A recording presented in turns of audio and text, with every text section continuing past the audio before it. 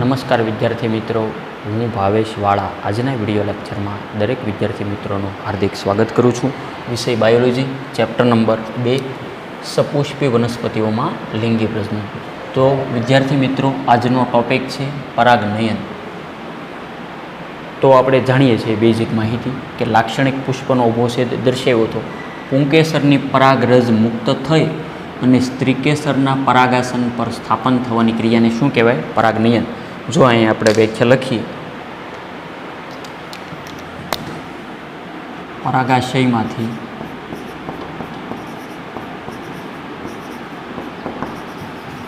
મુક્ત થતી પરાગરજ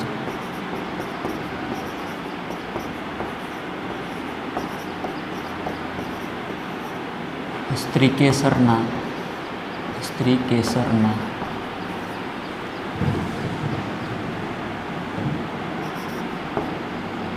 પરાગાસન પર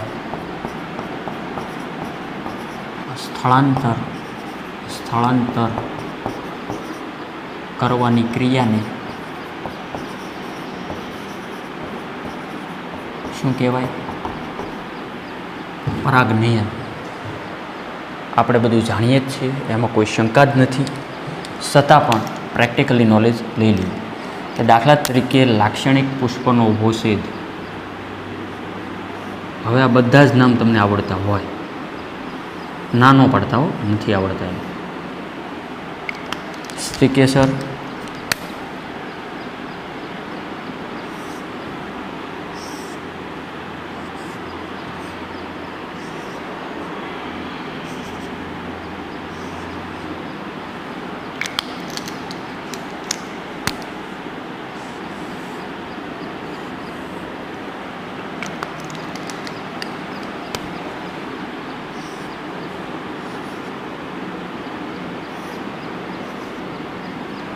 બોર્ડ ઉપર ધ્યાન.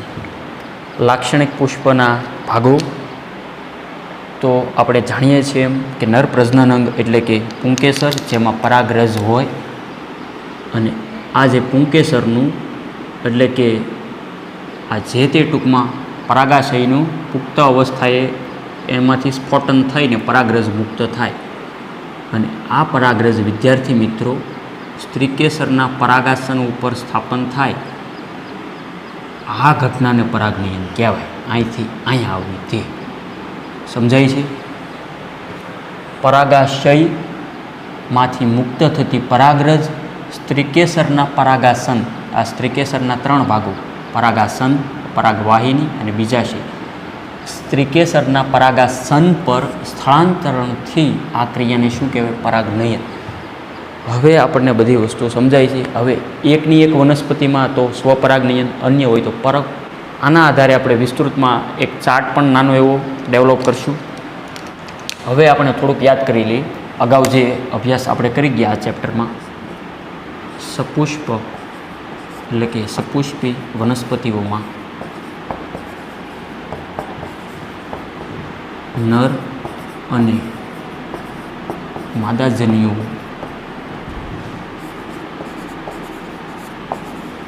ક્રમશઃ પરાગરજ અને ભ્રૂણપૂટમાં સર્જાય છે.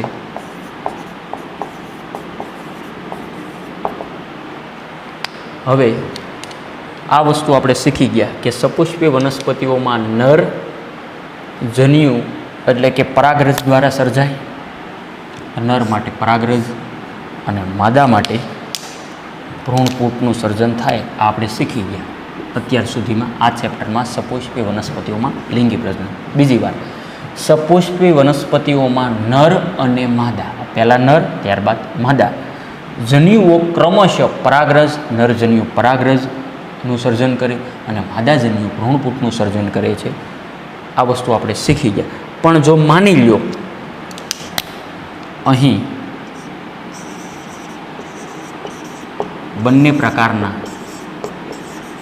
પ્રકારના જન્યુઓ અચલિત છે, અચલિત છે. મેં અહીંયા જાણી જોઈને રેડમાં લખ્યું છે કે માની લો કે આ બંને જન્યુઓ અચલિત છે. જો કે આપણે અત્યાર સુધી આવું શીખી ગયા કે નરજન્યુ ચલિત હોય મોટા ભાગે અને માદાજન્યુ અચલિત હોય, પણ અહીંયા શક્યતા કંઈક આવી થઈ કે માની લો કે બંને પ્રકારના જન્યુઓ અચલિત હોય તો બંને ભેગા તો થવા જરૂરી છે. ગમે એક નર અથવા માદાજન્યુ ચલિત હોવા જોઈએ, નરજન્યુ મુક્ત થઈ અને અહીંયા પરાગાસન ઉપર અત્યારે જે અહીંયા આપણે દર્શાવ્યું તો એ ચલિત ગણવું કે નહીં, તો તેના માટેના જે ઓપ્શન છે તે આપણે વિચારીએ છીએ. સૌપ્રથમ આકૃતિ અત્યારે દોરવાની જરૂરિયાત નથી, તમારે આટલી વસ્તુ લખી લો. ત્યારબાદ હું બોર્ડ સાફ કરીને મારે થોડીક સ્પેસ જરૂરિયાત છે, તો આપણે વ્યાખ્યા જોઈ લીધી, પ્રાઇમરી ડેફિનેશન બધી સમજણ મેળવી. હવે આપણે થોડાક ડિટેલમાં જઈએ.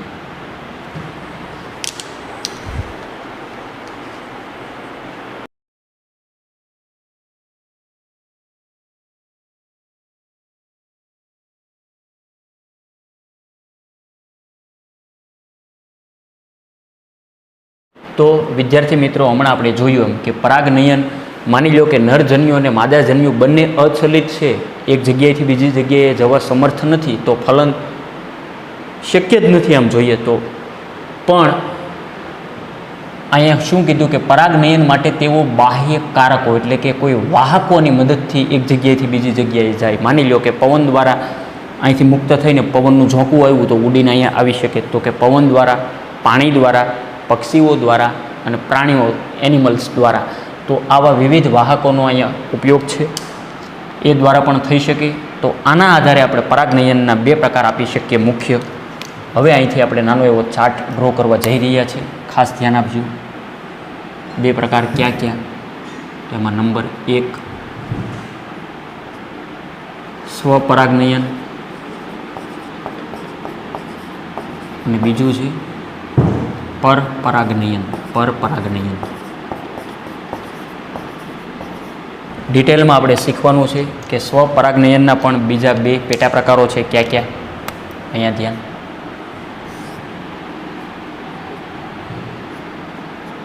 સ્વફલન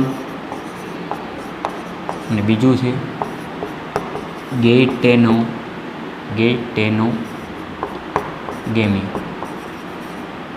સ્વફલન અથવા ગેઇટેનોગેમી. સ્વફલનનું બીજું સમાનાર્થી નામ ઓટોગેમી પણ કહી શકાય. ઓટોગેમી. અને પરપરાગનયનના બે પેટા પ્રકારોમાં ઝેનોગેમી. એને શું કહેવાય? ઝેનોગેમી એટલે કે પરવશ. આ નેમ એટલા માટે લખાવ્યા, ઓલ્ડ સિલેબસમાં હતા, અમુકમાં અત્યારે થોડાકના છે ને થોડાકના નથી, એટલે નીટની દ્રષ્ટિએ લખાવ્યા. સ્વફલન એટલે ઓટોગેમી, ગેઇટેનોગેમી. આ શું કહેવાય એ આપણે ડિટેલમાં હમણાં શીખવા જઈ રહ્યા છીએ. પરપરાગનયન ઝેનોગેમી એટલે કે પરવશ, એનું ગુજરાતી. મૂંઝાવવું નહીં, હજી અત્યારે કાંઈ નહીં સમજાય, એક એક શબ્દ આપણે યાદ રખાવી દઈશું, બરાબર? એટલે સ્લો મોશનમાં જોઈએ છીએ. હવે આપણે સૌ પ્રથમ પરાગનયનની વ્યાખ્યા તમને આવડવી જોઈએ. આવડે જ છે, આવડી ગઈ કે આજે પુંકેસરની પરાગરજ મુક્ત થઈ અને સ્ત્રીકેસરના પરાગાસન ઉપર સ્થાપન થાય, આ ઘટનાને પરાગનયન કહેવાય. હા કે ના? તો કે હા.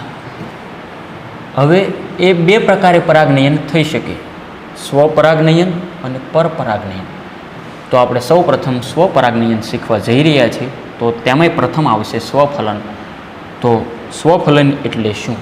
તો તેની અહીંયા હું વાત લઉં, હેડિંગ આપી દેજો, સ્વફલન ઓટોગેમી.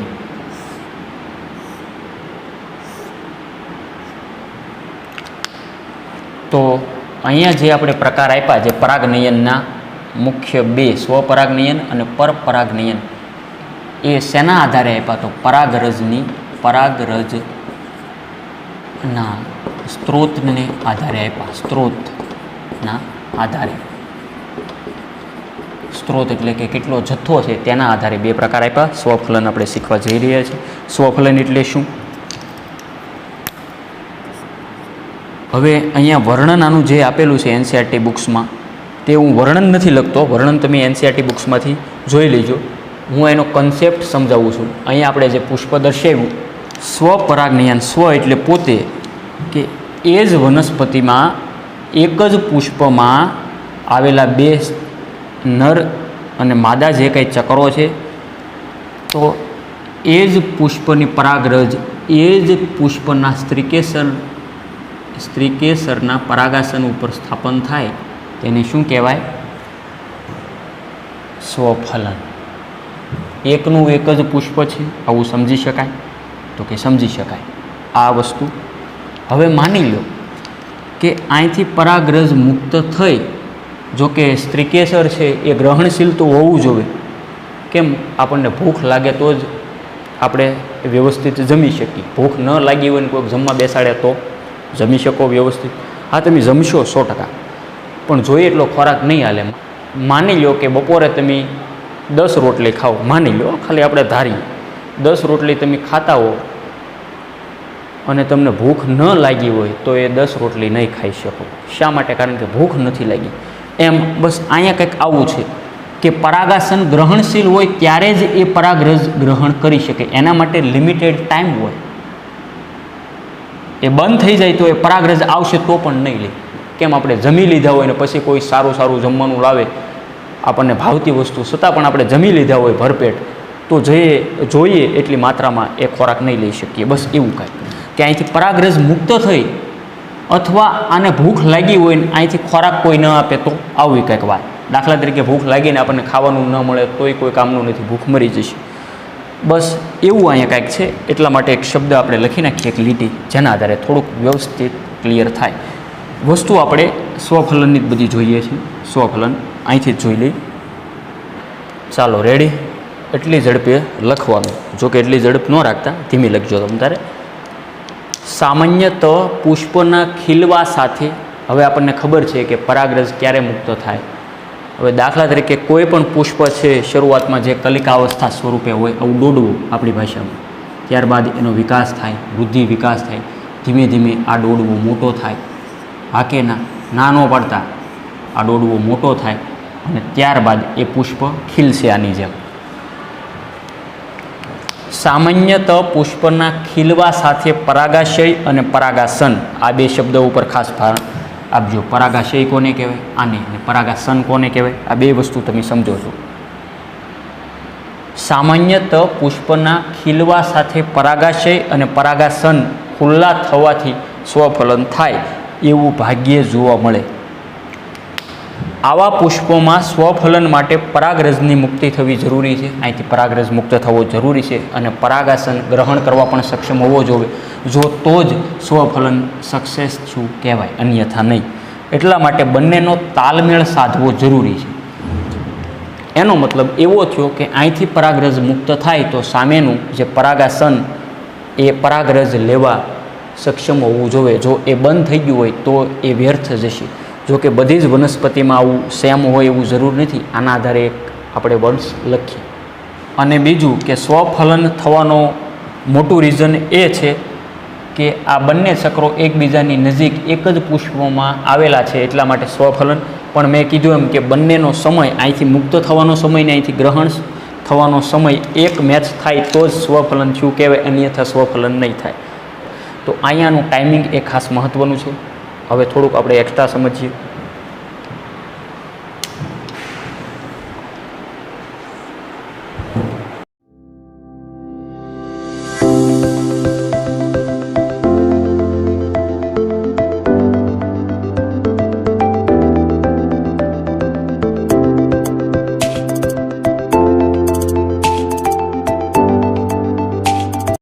હવે વિદ્યાર્થી મિત્રો અહીંયા ધ્યાન કે કેટલીક વનસ્પતિમાં બે પ્રકારના પુષ્પો સર્જાય.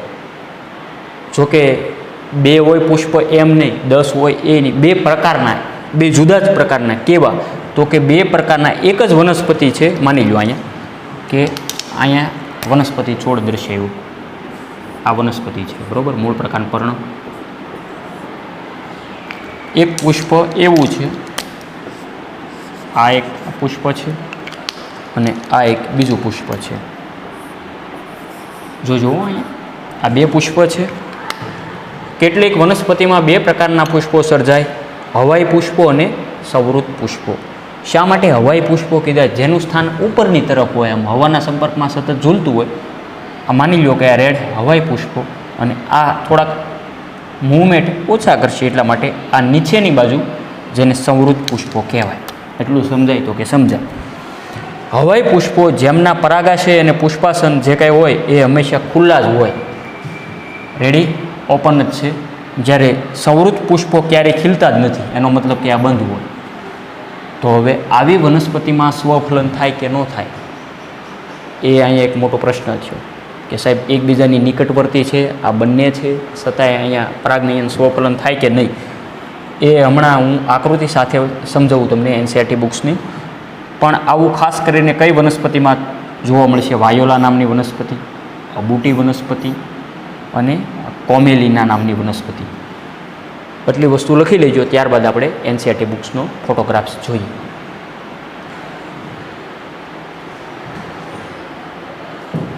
હવે વિદ્યાર્થી મિત્રો એનસીઈઆરટી બુક્સનો ફોટોગ્રાફ્સ આપણે જોવા જઈ રહ્યા છીએ.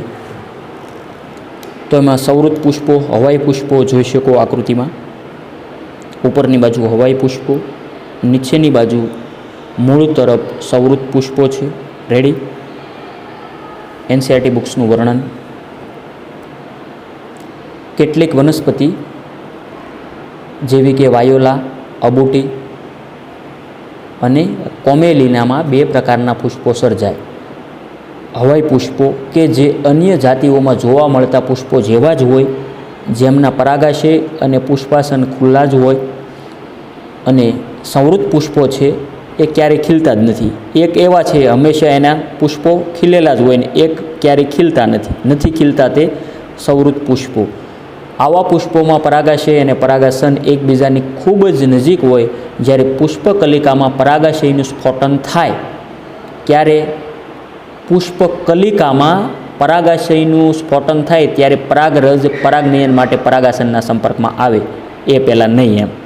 આમ સંવૃત પુષ્પોમાં સ્પષ્ટપણે સ્વફલન જોવા મળે, કારણ કે પરપરાગનયનની પરાગાસન પર સ્થાપિત થવાની કોઈ તક છે જ નહીં.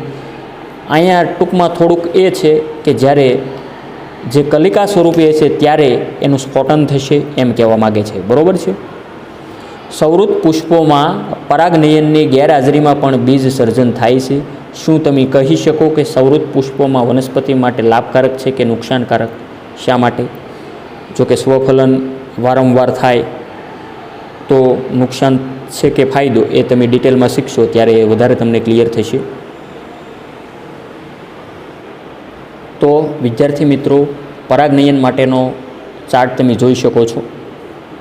આપણે થોડો ઘણો બોર્ડમાં લખ્યો છે, આ વ્યવસ્થિત તમારે આડા પેજમાં લખી નાખવો. તો એમાં પરાગનયનના મુખ્ય 2 પ્રકારો છે. પરાગરજના સ્ત્રોતના આધારે સ્વપરાગનયન અને પરપરાગનયન.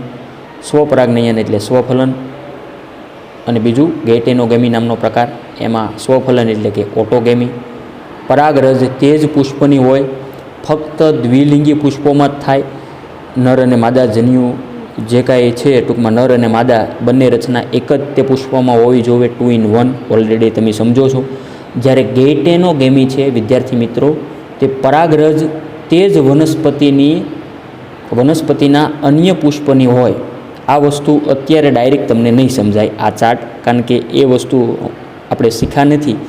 તો ગેટેનોગેમી એટલે શું એનું આપણે વર્ણન એનસીઈઆરટી બુક્સ મુજબ જોઈ લઈએ. ખૂબ સહેલું છે, તો જોઈ શકો તમે વર્ણન.